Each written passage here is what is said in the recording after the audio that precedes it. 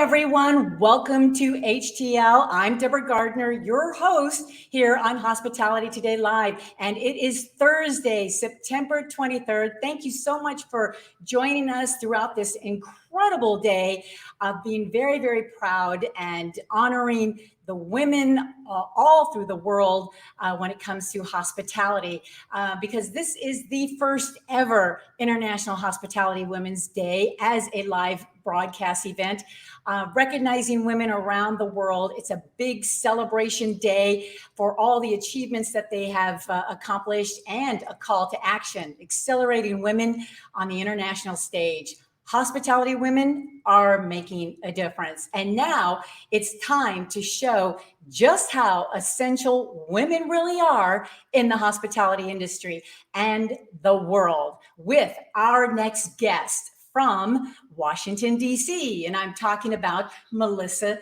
Cherry. Melissa is the Chief Diversity and Inclusion Officer for Miles Partnership, an experienced executive with an amazing history of working in leisure, travel, and tourism in our tourism industry.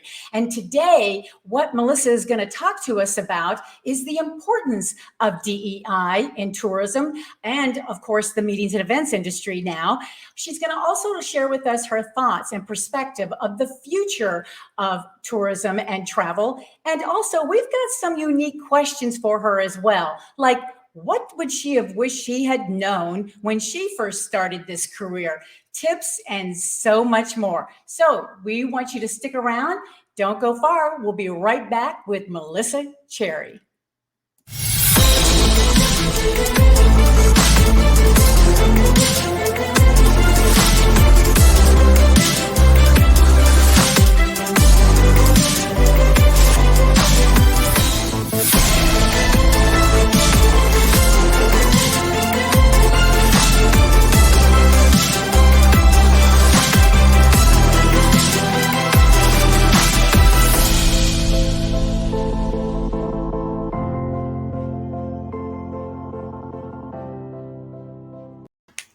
Well, here we are on International Hospitality Women's Day, Thursday, September 23rd. And I have Melissa here with me today. Thank you so much for joining us. Oh, well, Deborah, thank you so much for the invitation. I'm excited to be here.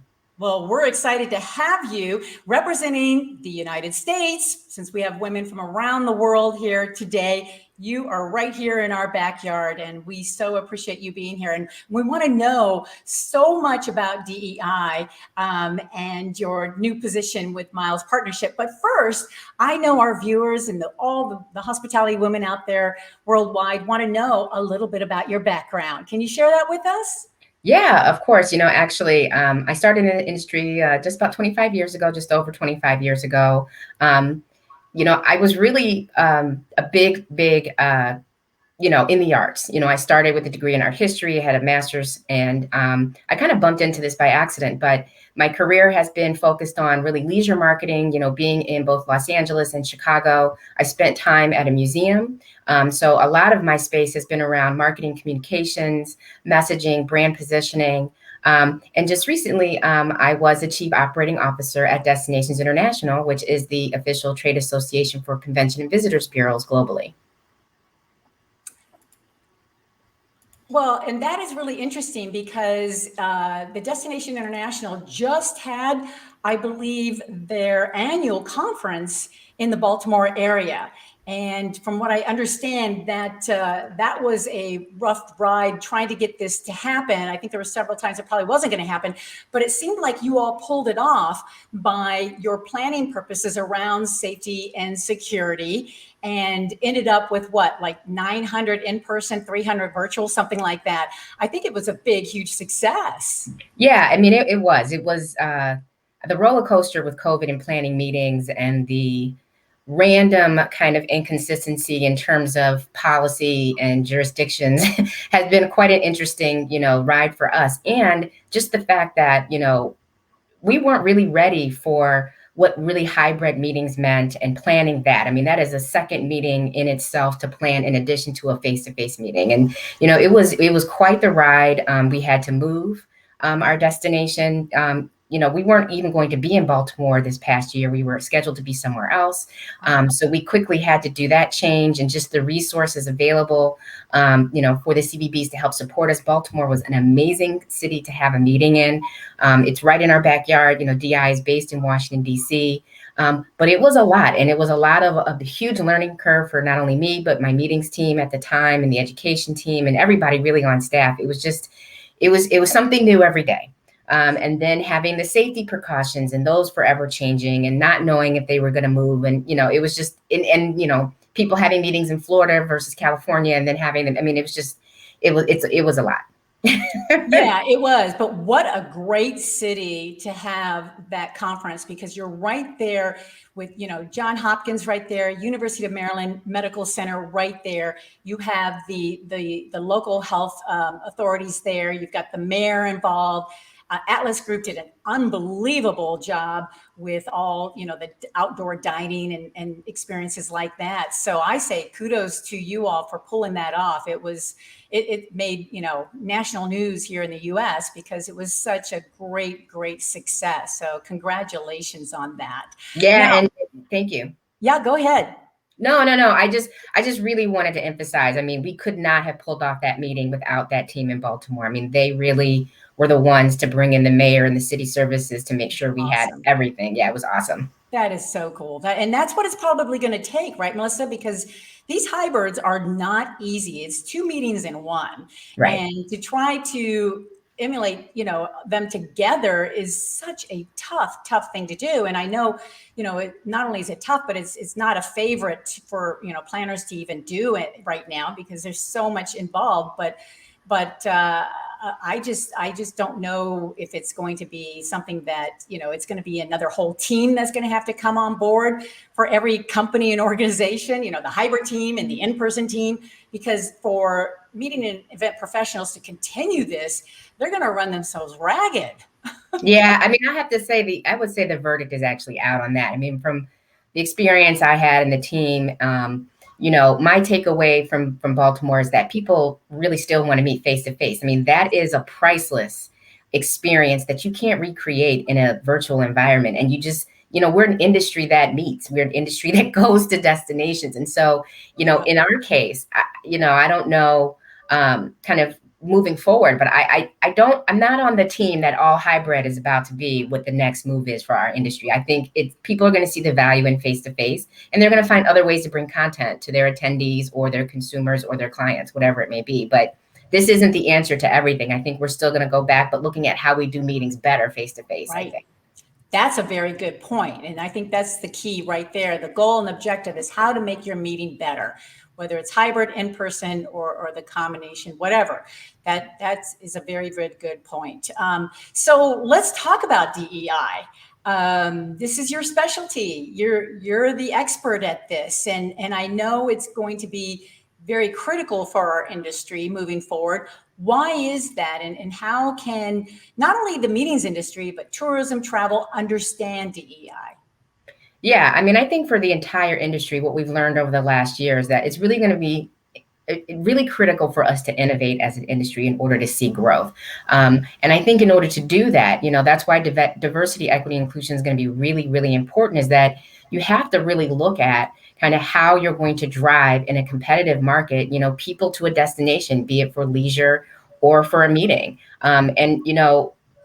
As we look at kind of, the demographics and the shift in terms of people being multiracial and diverse, the future of that traveling industry is going to continue to change. And so diversity, equity, inclusion right now is really important because it's a long-term commitment. It's about, how are you bringing, voice and storytelling to how, a city is promoting its destination. I think from an industry as a whole, we have to be able to stay competitive. And in order to do that, you have to look at having that diverse talent and being able to acquire that talent. I think it's also really important that, as we look at, the evolving world in which, diversity and equity inclusion will have, as things change. I think of just last week, the US Census report came out, and it talked about the changing demographics of, what the US population looks like. And even at that younger Gen Z, in terms of how diverse they are, and what they'll look to in terms of what they'll need and require in terms of authentic experiences with the travel industry will be critically important. So, for right now, we'll have to really think about what is that long-term strategy, what leadership is in place, what voice is at the table to make those considerations. How are we looking at audiences? How are we targeting those audiences to make sure that we're targeting, the biggest market for the biggest return on investment? And at the end of the day, DEI is important because there is a return on investment. There is a business case to do this work. Yeah, very good points there. So what should the industry do starting right now to get DEI in place for their company or organization, to start getting a feel of, okay, this definitely is important. What are some of the things, the strategies, the checklists or guidelines that they need to follow to get that momentum going? Yeah, I mean, I think one of the most important things for industry leaders is to start with themselves. In order for you to do this work, you have to understand what it is and what the conversations are about.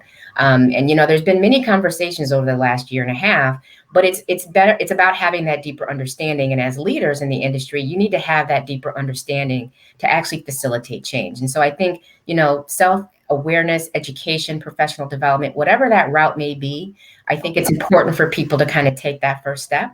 I think secondly, looking from, an organization or company perspective, what does your leadership look like? Who's at the table, who has voice, who's on your board? Board diversity and inclusiveness is important, across gender, race, ethnicity, et cetera. I think also looking at kind of how are we recruiting and hiring into this industry? That's going to be very important.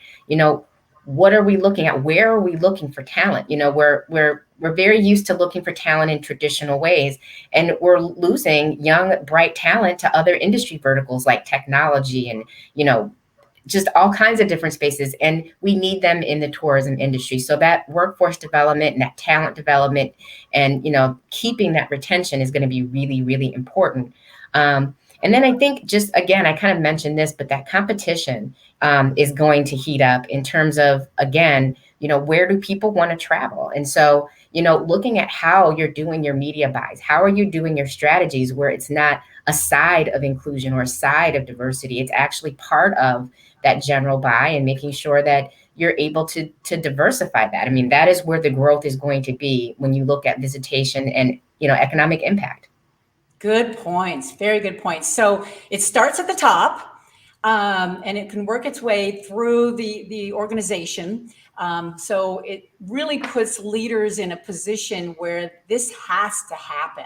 They have to do what they can to know more about DEI and how to implement it in their strategies, along with sharing, what they have learned along the way. But I love what you said about the employee, our recruitment side of things. I totally agree with that. And I don't think that has been looked upon in the past or paid attention to in the past. But now I believe that's really going to help them understand DEI if they actually show us the action that they take within their company or organization. Good. Very good points. So you mentioned about, the competition and the change needed. What does the future look like? I guess this is a two-part question. What does the future look like if this doesn't take place? If leaders do not hop on board and really get to know DEI, what DEI means and what we need to do with it? Or let's say they do get on board and it's flourishing. So what does the future look like with those pros and cons? Yeah, I mean, again, I think I mentioned this just a few minutes ago, but I mean, you have a change in demographics. You have a change in how people actually identify. I think one of the interesting things I read in the last week with, like I said, the census numbers coming out is that more people are now identifying themselves as multiracial, not in one group, and that was because the question wasn't even being asked correctly. So I say that in the face of when you're looking towards the future of tourism and understanding. You have to be able to speak to your audiences in authentic ways. I mean, I pick a city, I'm inspired by a city because it's relevant. There are touch points or experiences or voices or people's faces, things that I see here, all of those things that drive me to make a decision to go somewhere. And you can't do that when it's done from a very non-diverse perspective in creating that marketing kind of plan or that promotion. And that goes across the industry, from meetings to events to leisure, et cetera. Good point. Good point. So, how does this affect women in the hospitality field when it comes to this? Yeah, I mean, like I said, I started in industry 25 years ago, and the boardroom doesn't look much different than when I started. And, there's even, of color, there's less of that continuing, but women, it's still kind of the boys club. I sit in meetings, and, especially when I was at Destinations International, where, it's just the guys, and, you're one of a few in the room. Now, there's a lot of women that are in the hospitality industry. Let me be very clear before people be like, what is she talking about? But it's in the positions at higher levels. It's the equity in compensation. It's the equity in being in, large jobs that, women are looked over. It's still the same usual suspects that, people tap into. And that's what really needs to shift. Yeah, I totally agree with you. And all the women viewers right now are agreeing as well, because I had the same run-in with when I worked for Marriott. It just seems like the good old boys club, but we need to put a stop to that. And there needs to be this recognition that, hey, women do have a brain. We do have talents. We do, and this is all above and beyond being beautiful. So, but there's so much more that is missing. And I agree with you, because being in the industry, but pretty much the same amount of time as you have, it is true. I really haven't seen that much change. And so I think today's women are not looking to compete against each other, but compete within themselves to say, hey, I can take this on. I can take this role. It's just a matter of having the opportunity and the Access. Access. Absolutely. Mm-hmm. So that is a really, really good point. Thank you so much. And so with you being in the industry for 25 plus years now, what's the one thing, if you had to look back, what's the one thing you wish you had known when you began your career that you said, oh my gosh, I could have utilized that years ago to help advance myself in this industry? Yeah, I mean, this is going to sound, maybe obvious, but I mean, I had no idea what the tourism industry actually was. I bumped into it by complete accident. I met a young man doing work study in a university art gallery, and he talked about what his dad did. And I was like, I've never heard of that. And so I think one of the weaknesses of our industry is that we don't beat our chest enough, so to speak, on kind of what the career paths actually are. And I wish I had known, I mean, I don't take back anything that I've done in my experience, but it's just interesting that there's just so many different facets to what this industry can offer. And just if thinking about how we, as an industry, we could message to, a technology sector, or, even those coming in the medical space, and, people like me that came from the arts. And I mean, there's just so many different ways. I mean, I think about public policy and urban planning, and how, we don't even think to recruit in those areas when you look at a university level. And so I think that for me is just, there's so much opportunity in this industry. And I think people have a misperception. Right.